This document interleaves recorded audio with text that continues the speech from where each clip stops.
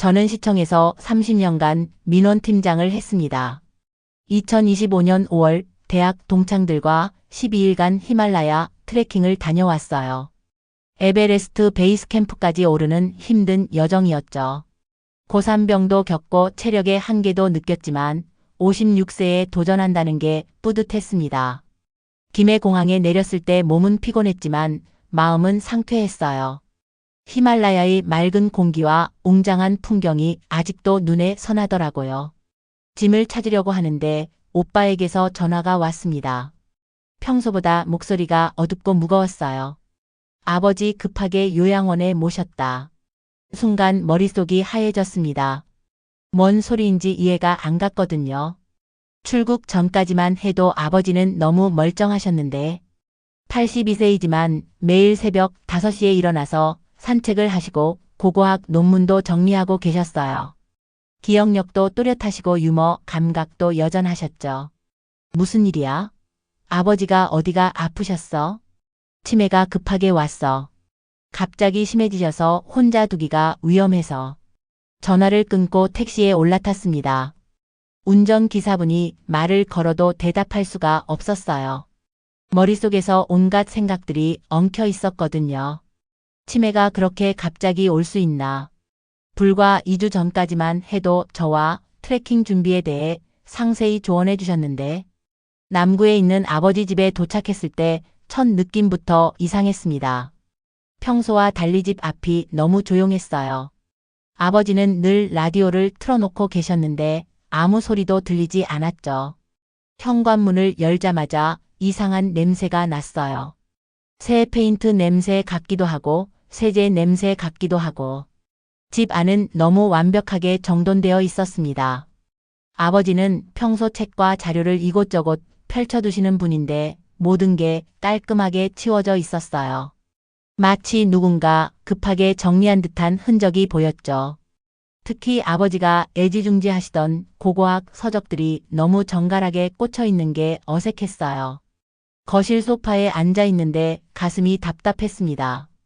뭔가 석연치 않다는 생각이 계속 들었거든요. 그때 아버지 책상 위에 작은 메모 하나를 발견했어요. 비읍지읒 1030이라고 연필로 희미하게 적혀 있었습니다. 아버지는 평소 중요한 약속이나 일정을 단어, 첫 글자로 메모하시는 습관이 있으셨어요. 젊은 시절부터 암호 같은 걸 좋아하셨거든요. 이 메모가 무슨 뜻일까 궁금했지만 일단 챙겨뒀습니다. 그때 현관 센서에서 알림이 울렸어요. 장치 오작동으로 인해 녹화 파일이 누적되었습니다. 라는 메시지였습니다. 출국 전에 새로 설치한 미니 카메라였어요. 더미 카메라처럼 보이지만 실제로는 계속 녹화되는 제품이었거든요. 행정 업무를 30년 하다 보니 자료 보관과 증거 수집이 몸에 배어 있었어요. 일단 뭔가 이상하다 싶으면 자료부터 챙기는 습관이 있었죠. 본능적으로 영상, 파일들을 모두 외장하드로 백업했습니다. 언젠가 필요할지도 모르니까. 올케가 집에 들어왔어요. 평소보다 화장을 진하게 하고 있었고 뭔가 신경질적으로 보였습니다. 아버님 치매가 정말 갑자기 심해지셔서 어쩔 수 없었어요. 혼자 두면 위험할 것 같아서. 동의서도 다 작성하고 좋은 요양원으로 모셨으니까 걱정하지 마세요. 올케의 말투에서 뭔가 어색함이 느껴졌어요. 평소보다 말이 빨랐고 제 눈을 제대로 쳐다보지 않았거든요. 손도 미세하게 떨리고 있었고. 하지만 섣불리 의심을 표현하기보다는 일단 상황을 파악해보는 게 좋겠다고 판단했습니다. 다음 날 아침 일찍 올케가 요양원 관련 서류를 가져왔습니다. 동의서 사본과 입소 확인서, 그리고 각종 동의서들이었어요. 저는 습관적으로 서류를 자세히 살펴봤습니다. 30년간 행정 서류를 다뤄온 경험이 있거든요. 첫 번째로 눈에 띈 건 직인이었어요. 각도가 미묘하게 다르더라고요. 보통 사람들은 모르겠지만 저는 결제선과 직인 각도에 유독 민감했거든요. 공무원 생활하면서 위조 서류를 많이 봐왔거든요. 진짜 직인은 일정한 패턴이 있어요. 아픈의 깊이도 문제였습니다. 일반적으로 직인을 찍을 때는 균등한 압력이 가해지는데 이 서류의 아프는 일정하지 않았어요. 마치 누군가 급하게 어색하게 찍은 것 같았죠. 서명도 이상했습니다. 아버지의 평소 서명과 필압이 달랐어요. 특히 이응 받침의 각도가 평소와 다르더라고요. 아버지는 항상 이응을 완전한 원으로 그리시는데 이건 타원에 가까웠습니다. 올케, 이 서명 언제 받으신 거예요? 올케가 잠시 머뭇거리더니 대답했어요. 아버님이 정신이 또렷할 때 미리 받아뒀어요. 혹시 모를 상황에 대비해서. 하지만 서명 날짜를 보니 제가 출국한 바로 다음 날이었습니다. 출국 당일 저녁까지도 아버지와 통화했는데 그때는 완전히 멀쩡하셨거든요. 트레킹 일정에 대해서도 자세히 물어보시고 안전수칙도 당부해 주셨어요. 하루 만에 그렇게 급격하게 치매가 진행될 수 있을까요? 의학적으로 불가능하지는 않겠지만 아버지의 경우엔 너무 갑작스러웠어요. 올케는 계속 같은 말을 반복했습니다. 치매는 정말 갑자기 와요. 아시잖아요. 하루아침에 완전히 달라질 수 있어요. 저는 더 이상 대꾸하지 않았어요. 감정으로 맞서봤자 소용없다고 판단했거든요. 차라리 객관적인 증거를 모으는 게 나을 것 같았습니다. 그날 오후 대학 동기인 신경과 전문의에게 전화했어요. 오랜만에 연락하는 거라 안부부터 물어봤죠. 혹시 치매 진단에 대해 궁금한 게 있어서. 진짜 치매면 인지 능력이 어떻게 나타나? 친구가 전문적으로 설명해 줬어요. 보통은 모든 걸 다 모르는 게 아니라 일부는 정확히 기억하고 일부는 헷갈리는 패턴이 나타나. 특히 장기 기억은 비교적 오래 남아있고 모든 질문에 모른다고 대답하는 건 오히려 의심스러워. 단기간에 급격한 변화도 가능해? 가능하긴 하지만 드물어. 그런 경우엔 뇌졸중이나 다른 신경학적 문제가 동반되는 경우가 많거든. 아니면 친구가 말을 멈췄어요. 뭔가 더 말하고 싶은 것 같았지만 조심스러워하는 눈치였죠. 아니면 뭐? 아니면 연기일 가능성도 있어. 물론 확신할 수는 없지만 그 말을 듣는 순간 확신이 섰습니다. 제 의심이 맞을 가능성이 높다고 생각했어요. 아버지가 누군가에 의해 강제로 요양원에 보내진 건 아닐까. 요양원은 부산 해운대구에 있는 중급 규모의 시설이었어요. 겉보기엔 깨끗하고 시설도 나쁘지 않아 보였습니다. 접수 데스크에서 면회 신청을 하는데 직원이 묘하게 눈치를 보더라고요. 가족분이세요? 어떤 관계시죠? 딸입니다. 아, 그러시군요. 그런데 면회 시간이 제한되어 있어서 뭔가 꺼려하는 듯한 반응이었어요.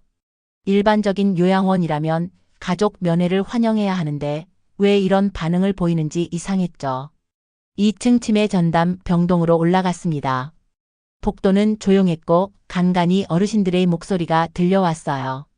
아버지 방은 4인실이었는데 창가 자리에 앉아 계셨습니다. 멀리서 봤을 때는 정말 치매 환자 같아 보였어요. 멍한 표정으로 창밖을 바라보고 계셨거든요. 하지만 제가 다가가자 미묘한 변화가 있었습니다. 눈동자가 잠깐 살아났다가 다시 멍해지더라고요. 아버지, 저예요. 딸. 누구시죠? 잘 모르겠네요. 목소리는 평소와 달리 힘이 없었어요. 하지만 뭔가 어색했습니다. 너무 연기 같다는 생각이 들었거든요. 그때 아버지가 식판에 놓인 숟가락을 집어서 무언가를 두드리기 시작하셨어요. 톡톡톡톡톡톡톡. 일정한 리듬이 있더라고요. 점 3개, 선 하나, 점 3개. 순간 소름이 돋았습니다. 이건 모스 신호였거든요. SOS 도움을 요청하는 신호였어요. 아버지는 젊은 시절 아마추어 무선 통신을 취미로 하셨어요. 모스 신호도 능숙하게 사용하실 수 있었죠. 이건 분명히 저에게 보내는 메시지였습니다. 하지만 주변에 간병인과 간호사가 있어서 내색할 수는 없었어요. 저도 모르는 척 하면서 대화를 이어갔습니다. 아버지, 몸은 좀 어떠세요? 잘 모르겠어요. 여기가 어딘지도. 그런데 아버지가 다시 숟가락을 두드렸어요. 이번에는 더 복잡한 신호였습니다. 모스 신호로 거짓말이라는 뜻이었어요. 아버지가 지금 거짓말을 하고 있다는 신호였죠. 가슴이 뛰었습니다. 확실히 아버지는 연기를 하고 계셨어요. 하지만 왜 그래야 하는 건지, 누가 강요한 건지는 알 수 없었습니다. 30분 정도 면회하고 나왔어요. 나오는 길에 간호조무사 한 분이 저를 따라왔습니다. 복도 모퉁이에서 조용히 말을 걸더라고요. 혹시 시간 있으시면 할 말이 좀 있어요. 주변을 살피더니 작은 목소리로 말했습니다. 며느리분이 오실 때마다 직원들에게 뭔가 주고 가세요. 봉투 같은 것들을. 그리고 환자분 상태를 특별히 신경 써달라고 하시더라고요. 어떤 식으로요? 면회객이 와도 너무 또렷해 보이지 않게 해달라고. 약간 멍하게 보이도록.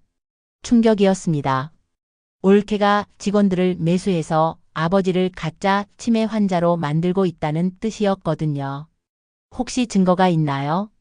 직접적인 증거는 없어요. 하지만 다른 직원들도 다 알고 있어요. 그냥 모른 척 하고 있을 뿐이죠. 요양원을 나서면서 분노가 치밀어 올랐어요. 하지만 감정적으로 대응하기보다는 체계적으로 증거를 모아야겠다고 생각했습니다. 집에 돌아와서 바로 구청 선배에게 연락했어요. 노인요양 지도 점검을 담당했던 분이죠. 공무원끼리는 이런 네트워크가 있거든요. 선배님, 장기요양 등급 판정 과정에서 부정이 있었던 것 같아요. 담당자 정보 좀 알아볼 수 있을까요? 선배는 심각한 문제라며 적극적으로 도와주겠다고 했습니다. 구청 선배가 하루 만에 정보를 구해왔어요.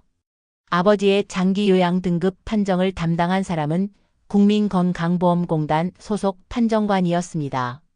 경력 15년의 베테랑이라고 하더라고요. 신경과 의사 친구도 함께 만나기로 했습니다. 의학적 소견서를 준비해 온다고 했거든요. 임상적으로 의심스러운 부분들을 정리해서 가져오겠다고 했어요. 판정관과 만난 장소는 공단 지사 상담실이었습니다. 중년 여성분이었는데 처음엔 경계하는 눈치였어요. 하지만 제가 공무원 출신이라는 걸 알고 나서는 좀 더 협조적이 되었죠. 아버님의 판정 기록을 다시 한번 확인해 보고 싶어서요. 뭔가 이상한 점들이 있어서. 판정관이 서류를 꺼내서 보여줬어요. 모든 항목에 모름 또는 불가능이라고 표시되어 있었습니다. 시간 인식, 장소 인식, 인물 인식까지 전부 최하점이었어요. 이상하네요. 보통 치매 환자분들도 부분적으로는 기억하시는 부분이 있는데 판정관도 고개를 갸우뚱했어요. 맞아요. 저도 판정할 때 좀 이상하다고 생각했어요. 너무 획일적으로 모든 걸 모른다고 하시더라고요. 그때 저는 준비해온 자료를 꺼냈습니다. 형광캠 영상의 타임라인과 판정 일정을 비교 분석한 자료였어요. 봐주세요. 이 영상은 동의서 작성 당일 밤 10시 30분경 촬영된 겁니다. 며느리가 도장과 서류를 들고 집을 나가는 모습이 찍혀 있어요. 판정관이 자세히 보더니 표정이 굳어졌어요. 그런데 판정은 다음 날 오전 9시에 이루어졌네요. 이건 시간적으로 맞지 않아요. 맞습니다. 그리고 이 서류를 보시면 서명과 직인의 상태가 의심스러워요. 판정관이 서류를 다시 자세히 살펴봤습니다. 15년 경력의 전문가 눈에도 뭔가 이상하다는 게 보였나 봐요. 신경과 의사 친구가 의학적 소견을 설명했어요. 급성으로 진행하는 치매라면 다른 신경학적 증상이 동반되어야 정상입니다. 보행장애, 언어장애 또는 다른 인지 기능 장애 말이에요. 하지만 기록상으로는 그런 증상이 전혀 없어요. 그럼 어떻게 설명할 수 있죠? 가장 가능성이 높은 건 의도적인 연기입니다. 누군가의 강요나 협박에 의해서. 판정관의 얼굴이 창백해졌어요. 자신도 모르게 부정한 판정에 가담했다는 걸 깨달은 거죠. 이런 경우 어떻게 해야 하나요? 일단 판정을 무효화하고 재검사를 해야 합니다. 그리고 수사기관에도 신고해야겠어요. 판정관이 진술서 작성에 동의했습니다. 절차적 과실과 의심 정황에 대해 상세히 기록해 주겠다고 했어요. 나오는 길에 친구가 말했습니다. 이제 증거는 충분해. 하지만 가족들이 순순히 인정할 것 같지 않아. 더 확실한 증거가 필요할 거야. 저도 같은 생각이었어요. 올케는 절대 쉽게 포기하지 않을 사람이었거든요. 그날 밤 형광캠 영상을 더 자세히 분석해 봤습니다. 올케가 드나든 모든 기록이 남아 있었어요. 특히 제가 출국한 다음 날 밤 올케가 큰 가방을 들고 나간 장면이 있었습니다. 그리고 새벽에 돌아올 때는 가방이 없더라고요. 올케가 며칠 동안 집을 비운다고 했어요. 인테리어 일로 서울에 올라간다고 하더라고요. 이건 좋은 기회였습니다. 좀 더 구체적인 증거를 찾을 수 있을 것 같았거든요. 오빠네 집에 갔어요. 올케 방 문이 열려 있었고 컴퓨터가 켜져 있었습니다. 화면 보호기가 꺼져 있어서 바탕화면이 그대로 보였어요. 바탕화면에 여러 폴더가 있었는데 그중에 집 관련이라는 폴더가 눈에 띄었습니다. 폴더를 열어보니 충격적인 내용들이 있었어요. 아버지 집 관련 대출 상담 메일, 인테리어 업체와의 계약서 초안, 그리고 부동산 중개업소와 주고받은 메시지들까지. 가장 충격적인 건 대출 관련 서류였어요. 아버지 집을 담보로 3억 원 대출을 받으려는 계획이 상세히 적혀 있었습니다. 올케 명의로 되어 있었고 용도는 사업자금이라고 되어 있었어요. 메일 내용을 보니 이미 1차 승인까지 받은 상태였습니다. 최종 서류만 제출하면 대출이 실행되는 단계였어요. 그런데 대출 실행 예정일이 제가 트래킹해서 돌아오기 전이었습니다. 손이 떨렸지만 모든 내용을 스크린샷으로 찍어뒀어요. 특히 메일 주고받은 날짜와 시간까지 정확히 캡처했습니다.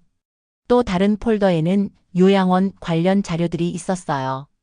여러 요양원의 비용 비교표, 입소 절차, 안내서, 그리고 충격적이게도 치매 증상 연기 방법이라는 검색 기록까지 있었습니다. 인터넷 검색 기록을 보니 소름이 돋았어요.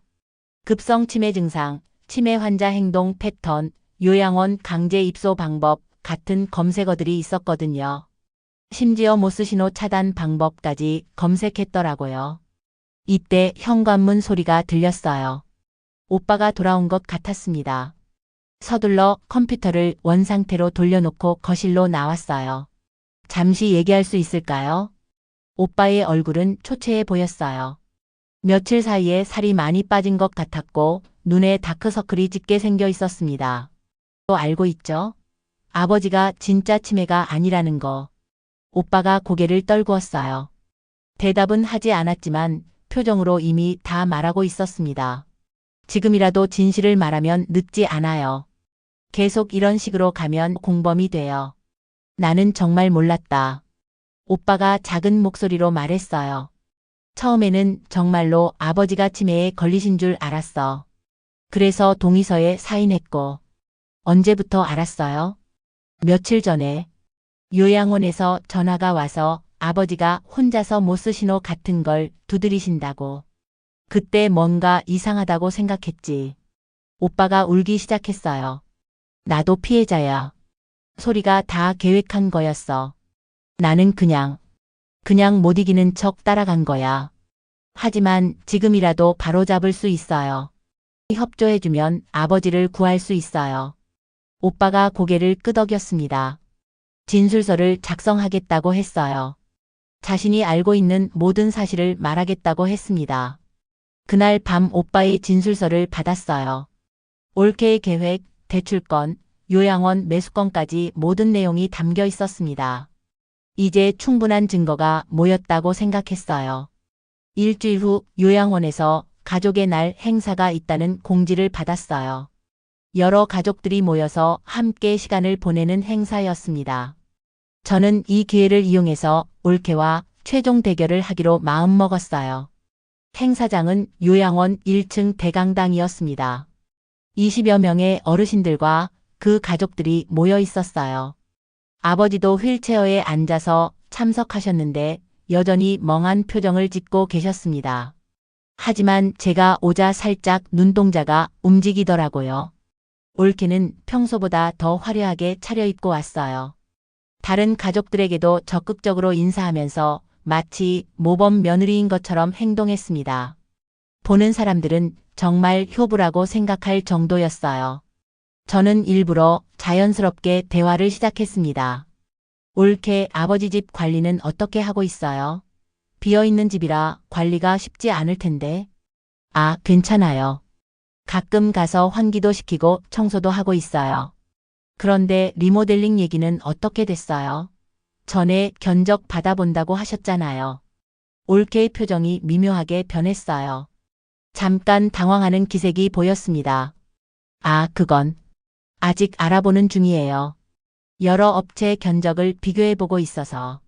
혹시 어떤 업체들인지 알 수 있을까요? 저도 나중에 참고하려고. 올케가 머뭇거리더니 인테리어 업체와 건설 업체명을 얘기했어요. 순간 제 심장이 뛰었습니다. 컴퓨터에서 본 메일에는 완전히 다른 업체 이름이 있었거든요. 올케가 거짓말을 하고 있다는 확실한 증거였어요. 저는 차분하게 준비한 자료들을 테이블 위에 하나씩 올리기 시작했습니다. 판정관 진술서, 형광캠 영상 출력물, 신경과 의사소견서, 그리고 올케 컴퓨터에서 캡처한 스크린샷들. 이게 뭔지 아시겠죠? 올케의 얼굴이 순식간에 하얗게 질렸어요. 주변 사람들도 웅성거리기 시작했습니다. 모든 증거가 여기 있어요. 형광캠 영상, 대출 관련 메일, 검색 기록까지. 형사처벌을 받기 전에 자백하는 게 좋을 거예요. 올케가 떨리는 목소리로 말했어요. 이게 뭐예요? 무슨 소리인지 모르겠어요. 그럼 이것도 모르시겠어요? 저는 대출 승인서를 보여줬습니다. 아버지 집 담보로 3억 대출 받으려던 거 말이에요. 주변이 조용해졌어요. 다른 가족들도 모두 상황을 지켜보고 있었습니다. 올케가 갑자기 소리를 질렀어요. 그게 뭐가 잘못된 거예요? 독립하려면 돈이 필요하잖아요. 평생 남의 집에서 눈치 보면서 살 수는 없다고요. 그 순간이었습니다. 결정적인 자백이 나온 거죠. 저는 휴대폰으로 녹음을 하고 있었거든요. 그럼 아버지를 속여서 요양원에 보낸 것도 인정하시는 거네요? 속인 게 아니라. 올케가 말을 더듬었어요. 이미 늦었다는 걸 깨달은 것 같았습니다. 독립이 잘못된 건 아니에요. 하지만 거짓말과 위조로 무고한 노인을 속여서 하는 건 범죄예요. 올케는 더 이상 변명할 수 없다는 걸 알았나 봐요. 고개를 숙이고 앉아 있었습니다. 주변 사람들의 시선이 따가웠을 거예요. 아버지가 그때 갑자기 또렷한 목소리로 말씀하셨어요. 이제 그만 연기해도 되겠구나. 모든 사람들이 깜짝 놀랐습니다. 치매 환자라고 알고 있었던 분이 갑자기 정상적으로 말씀하신 거거든요. 행사장이 술렁거렸어요. 요양원 직원들도 당황하는 기색이 역력했습니다. 그날 저녁 요양원 원장과 면담을 했습니다. 모든 상황을 설명하고 증거들을 보여줬어요. 원장은 충격을 받은 것 같았습니다. 이런 일이 저희 시설에서 일어났다니. 정말 죄송합니다. 원장님도 피해자예요. 저희가 속인 거니까. 원장은 즉시 판정 무효화 절차에 협조하겠다고 약속했습니다. 구청 선배가 정확한 절차를 안내해줬거든요. 또한 매수받은 직원들에 대해서도 조치를 취하겠다고 했어요. 다음 날 아침 아버지를 모시고 요양원을 나왔습니다. 아버지는 입소할 때와는 완전히 다른 표정이셨어요. 활기가 돌아오신 것 같았습니다. 딸아, 고생 많았구나. 아버지가 못난 짓을 했네. 무슨 말씀이세요? 아버지는 피해자시잖아요. 그래도 좀 더 똑똑하게 대처했어야 하는데. 너한테 집만 지우고. 아버지를 임시로 제 집으로 모셨어요. 아버지는 겉으로는 담담해 보이셨지만 가끔씩 손이 미세하게 떨리고 계셨거든요. 얼마나 무섭고 답답하셨을까 생각하니 가슴이 아팠습니다. 이제 법적 절차를 밟을 차례였어요. 경찰서에 가서 고발장을 제출했습니다. 사기죄, 사문서위조죄, 노인복지법 위반, 강요죄 등 여러 혐의로 올케를 고발했어요. 형사과 담당 형사가 말했습니다. 요즘 이런 사건이 생각보다 많아요. 가족 간의 재산 분쟁으로 인한 노인 학대 사건이 늘고 있거든요. 처벌이 제대로 될까요? 증거가 워낙 명확해서 기소는 확실할 것 같아요. 다만 초범이고 가족 관계라는 점이 양형에 영향을 줄 수도 있고요. 민사소송도 준비했어요. 정신적 피해에 대한 위자료와 요양원 비용, 그리고 조사 과정에서 든 비용들을 손해배상으로 청구했습니다. 오빠는 수사에 적극 협조했어요. 올케의 계획을 구체적으로 진술하고 자신이 알고 있는 모든 사실을 털어놨습니다. 공범이긴 하지만 피해 회복에 협조한다는 점에서 선처를 요청했어요. 이번 일로 가족 관계가 많이 어려워졌지만 그래도 진실을 말해줘서 고마워요. 미안하다. 내가 좀 더 똑똑했으면 이런 일이 없었을 텐데. 변호사를 선임하고 모든 증거를 정리해서 제출했습니다. 형광캠 영상이 가장 결정적인 증거가 되었어요. 시간과 날짜가 정확히 기록되어 있어서 반박하기 어려웠거든요. 검찰에서는 올케를 구속 기소했습니다. 증거인멸의 우려가 있다고 판단한 것 같았어요. 재판 과정에서 올케는 끝까지 생계형 범죄라고 주장했지만 재판부는 받아들이지 않았습니다. 2025년 11월 1심 재판 결과가 나왔습니다. 올케는 징역 2년의 실형을 선고받았어요. 사기와 사문서위조의 주도적 역할을 인정받은 거죠. 집행유예는 인정되지 않았습니다. 오빠는 징역 1년에 집행유예 2년을 받았어요. 추가로 사회봉사 200시간과 노인 학대 예방 교육 이수 명령도 받았습니다. 적극적으로 수사에 협조하고 피해 회복에 노력한 점이 참작된 것 같았어요. 아버지는 완전히 건강을 회복하셨습니다.